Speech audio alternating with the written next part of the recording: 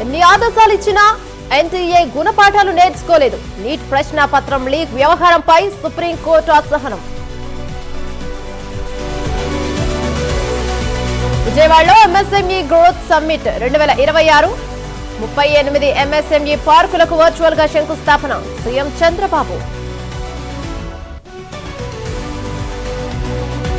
హైదరాబాద్ లో ఒక్క ఇందిరమ్మ ఇల్లు నిర్మించలేదు. నిరూపిస్తే రాజకీయాల నుంచి తప్పుకుంటారన్న కేటీఆర్.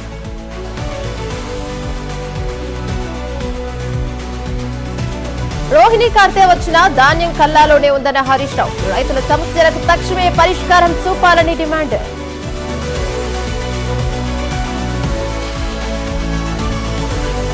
తెలంగాణ ధాన్యం కొనడంలో కేంద్రం విఫలం. రైతుల పేరుతో బీజేపీ డ్రామాలోడుతుందన్న మంత్రి పొన్నం.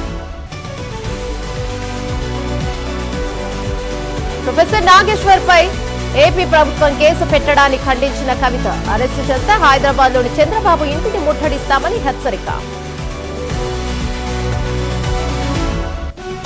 లిక్కర్ స్కామ్ లో నా భార్యకు సంబంధం లేదు. ఈడీ నోటీసులపై ఎంపీ కేశినేనిచ్చింది క్లారిటీ. భద్రాద్రి కొత్తగూడెం జిల్లా చాతకొండలో వీధి కుక్కల స్వైర విహారం. ఉపాధి హామీ పనికి వెళ్లి వస్తున్న రాములమ్మపై కుక్కల దాడి.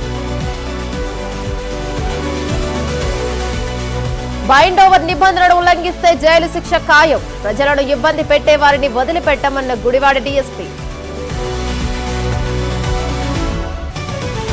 పార్వతీపురం మన్యం జిల్లాలో నెలకొన్న విషాదం. నెల రోజుల వ్యవధిలో 4 చిన్నారుల మృతి.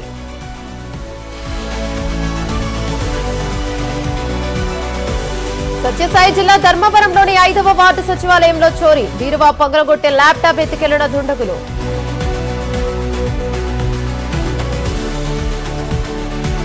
భారత్ లో కొనసాగుతున్న మార్కో రూబియో పర్యటన. తన సతీమణితో కలిసి తాజ్ మహల్ సందర్శన.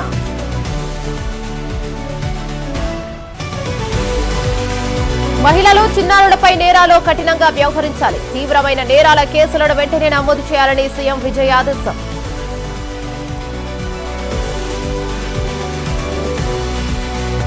ప్రజల జేబులను నిశ్శబ్దంగా ఖాళీ చేస్తున్నారు. పెట్రోల్ ధరల పెంపుపై రాహుల్ గాంధీ ఫైర్.